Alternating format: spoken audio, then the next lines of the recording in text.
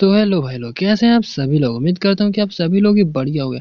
तो फिर episode starting में हमें जो शूटिंग रेंज का जो ट्रायल होता है वहाँ पे दिखाया जाता है, जहाँ पर काफी सारे जो बच्चे हैं वो अपना शूटिंग का प्रैक्टिस कर रहे होते हैं। और हम देखते हैं यांशु को, जो कि अपने जो फायर मैजिक होता है उसका इस्तेमाल करते हुए अपनी प्रैक्टिस कर रहा होता है। और हम देखते हैं उसका जो एम होता है वो सीधा पुतले के ऊपर जाके लगता है और थोड़ा पावरफुल होता है। और ये देखिए उसके पीछे जो दो चमचे होते हैं वो बोलते हैं कि भले तो सच में काफी ज्यादा इंप्रेसिव है, और जैसे कि मेरे को उम्मीद था जो यांशु है वो एकदम काफी ज्यादा पावरफुल बनेगा। वेल भाई लोग, चमचे लोगों का काम ही क्या होता है, चमचागिरी करना ना, तो ये दोनों वही कर रहे हैं।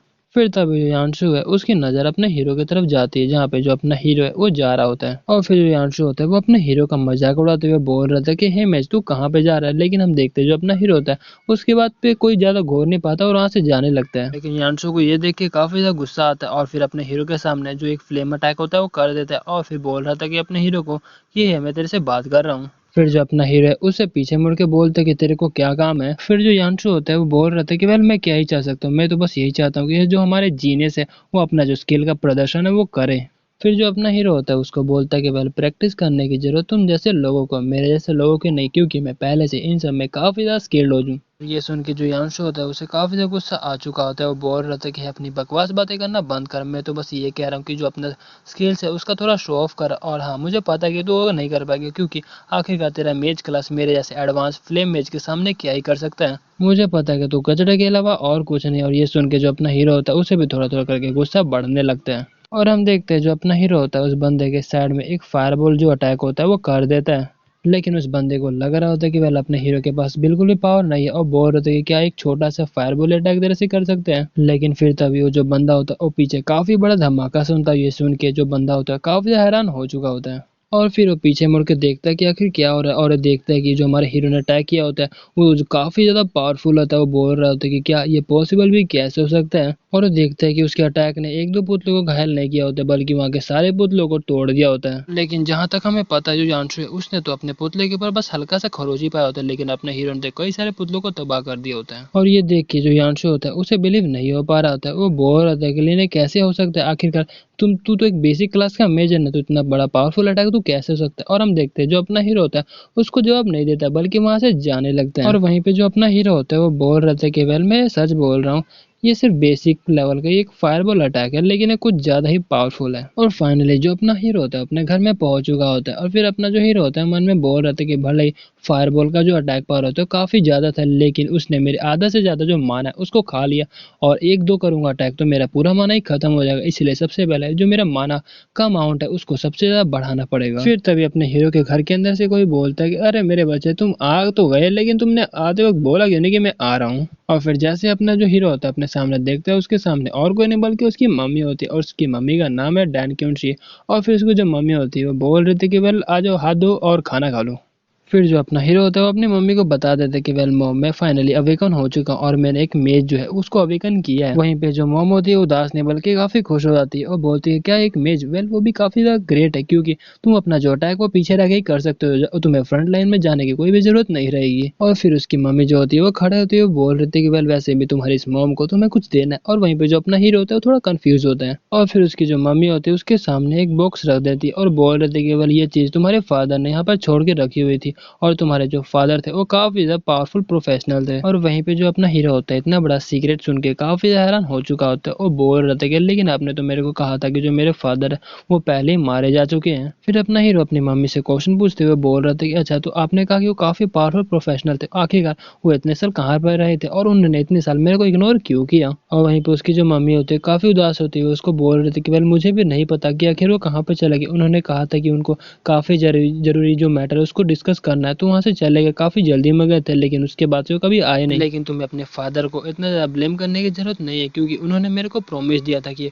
वो तुम्हें एक मेज बनाएंगे, और इसी वजह से मैंने भी तुमको मेज बनाने के लिए काफी कुछ मेहनत किया था। फिर उसकी जो मम होती है और होते हुए बोल रहे थे कि वेल और फाइनली तुम जो मेज बन चुके हो, जो कि काफी अच्छी बात है। और फिर उसकी जो मम्मी होती है वो बोलती कि वेल अब तुम्हारी जो मम्मी हो थोड़ा थक चुकी है, इसलिए मैं कह रही हूँ कि तुम अपने रूम में जाओ। मैं भी अपने रूम में जाती, और अपने जो बॉक्स है उसको चेक करना मत भूलना। और वहीं पे जो अपना हीरो होता है उसी बॉक्स को देखने लगता है जो कि उसके फादर ने वहाँ पे उसके लिए छोड़ के रखा होता है। और फिर जैसे ही जो अपना हीरो होता है उस बॉक्स को खोलता है, वो देख के काफी हैरान हो चुका था। उस बॉक्स में 2 स्क्रॉल होते हैं और वो कोई नॉर्मल स्क्रॉल नहीं होता बल्कि एक प्रोफेशन चेंज स्क्रॉल होता है, और जहाँ पे उसके फादर ने उसके लिए लिखा होता है कि वेल तुम इस स्क्रॉल का इस्तेमाल करते हुए जो अपना प्रोफेशन उसको चेंज करके पावरफुल एर्गेनिस्ट में बन सकते हो। वेल एर्गेनिस्ट तो अभी नहीं बताया गया, जब पता चलेगा तो मैं बता दूंगा। और फिर वो बता रहे थे कि वेल अगर तुम्हें प्रोफेशन को चेंज करना है तो सबसे पहले तुम्हें अपने मैजिक क्लास के प्रोफेशन के अंदर गॉड लेवल या फिर उससे ज्यादा ऊपर का होना पड़ेगा। और वहीं पे जो अपना हीरो होता है देख के काफी हैरान होता है और बोल रहे थे कि क्या ये तो प्रोफेशन चेंज स्क्रॉल है और वो भी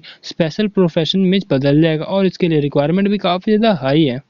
और फिर हमें वहाँ पर कुछ लेवल सिस्टम के बारे में बताया जाता है, जहाँ पे सबसे पहले नॉर्मल आता है, दूसरे में आयरन आता है, थर्ड में ब्रॉन्ज, फोर्थ में सिल्वर, फिफ्थ में गोल्ड और फिफ्थ में होली और सिक्स्थ में सीधा डेमी गॉड। और वहीं पे जो अपना हीरो होता है वो बोल रहा था कि वेल मेरे फादर ने मेरे को कहा था कि वो एक गोल्ड लेवल के प्रोफेशनल है। मतलब वैसे अपने हीरो के फादर ने नहीं कहा था, मतलब उसकी मदर ने कहा था। लेकिन भले ही वो एक गोल्ड लेवल के हो सकते हैं, लेकिन आखिर उनके पास एक प्रोफेशन चेंज स्कोर कैसे है, क्योंकि गोल्ड लेवल बंदों के पास भी जो प्रोफेशनल चेंज स्कोर होता है वो काफी मुश्किल से ही मिलता है। क्या शायद वो होली डोमेन लेवल पे होंगे या फिर डेमी गोल्ड लेवल पे? पहला भी के लिए तो मेरे को नहीं सोचना चाहिए, मैं बाद में सोचूंगा। फिर अपना हीरो बोल रहे थे कि लेकर उनके पास इतना ज्यादा पावर था तो आखिरकार वो इतने सालों तक छुपे हुए क्यों थे? ये सब सोचने की अभी कोई जरूरत नहीं, क्योंकि सबसे पहले मेरे को अपने प्रोफेशन को सबसे पहले जो गोल्ड लेवल है उसके अंदर लेके जाना है। और 7 दिनों के अंदर जो प्रोफेशनल्स का ट्रायल है वो भी शुरू होने वाला है। फिर जो अपना सीन होता है शिफ्ट होता है, जहाँ पे एक जो बंदा होता है वो बोल रहा था कि वेल आजकल के जो बच्चे वो अपने आप को कुछ ज्यादा ही महान समझने लगे, क्योंकि भले ही उन्होंने अभी अभी अवेकन किया हो लेकिन वो वाइल्ड लाइफ जगह पे आ चुके हैं। फिर उसके बगल में जो लड़की होती है वो बोल रही थी कि वेल क्या पता उसने एक पावरफुल जो प्रोफेशन है उसको अवेकन किया हो। फिर जो बंदा होता है वो बोलते कि है तुम पागल मत बनो, आखिरकार उसके चेहरे को तो देखो, मेरे ख्याल से तो एक शायद मेज होगा और इसका गैस एकदम करेक्ट होता है। और हम देखते ही और कोई नहीं बल्कि अपना हीरो ही होता है। और फिर तभी जो अपना हीरो होता है उसको कोई बुलाता है लिटिल ब्रदर, और फिर हम देखते ही और कोई नहीं बल्कि एक लड़की होती है। वो बोल रही थी कि वेल तुम्हारे ऑरा को देख के मेरे को ऐसा लग रहा है कि तुमने अभी अभी अपने आप को अवेकन किया, क्या तुम हमारी जो जो टीम है उसमें ज्वाइन होना पसंद करोगे? फिर उसके टीम के जो मेंबर होते हैं वो बोलने लगते कि वेल वी तुम्हें ऐसा क्यों कर रहे हो, वैसे भी तुम्हें पता नहीं ये हमारे ऊपर बर्डन के अलावा और कुछ काम नहीं करेगा। फिर उसके बगल में जो दूसरा बंदा होता है वो बोलता है एग्जैक्टली बिल्कुल तुमने सही किया, वैसे भी तुम्हें तो पता है ना इस बंदे की लिमिट क्या इतनी हो सकती है, अभी ये जंगल के अंदर जाने में ही थक जाएगा। फिर जो विवी होती है वो बोलते कि है तुम ऐसे किसी को कैसे बोल सकते हो? फिर जो अपना हीरो होता है वो बोलते कि वेल कोई बात नहीं है चलेगा। फिर अपना जो हीरो होता है वो विवी को जाते हुए बोल रहे थे कि वेल आपका मेरे से ये पूछने के लिए शुक्रिया, लेकिन मैं अभी यहाँ से चले जाऊंगा, मतलब मैं अकेला काम करना पसंद करता हूँ। फिर जो अपनी विवी होती है वो बोलती कि अच्छा ठीक है लेकिन 2 मिनट के लिए रुको तो जरा। फिर जो बीवी होती है अपने बैग से कुछ सामान पोर्शन टाइप का चीज होता है वो निकालते हुए अपने हीरो को देती है और बोल रही थी कि वेल अगर तुम्हें हमारे जो टीम है उसमें ज्वाइन नहीं होना तो कोई बात नहीं, तुम ये रख सकते हो, क्योंकि ये जो चीज जो है वो मैच के लिए काफी यूजफुल आता है। और वहीं पे जो अपना हीरो होता है उसका शुक्रिया अदा करता है। फिर जो बीवी होती है उसको बोलती है कि चलो ठीक है तुम अपना ध्यान रखता और मैं यहाँ से चलती हूँ। तो भाई लोग आज के लिए इतना ही, मिलते अगले एपिसोड में, तब तक के लिए टाटा बाय बाय और sayonara।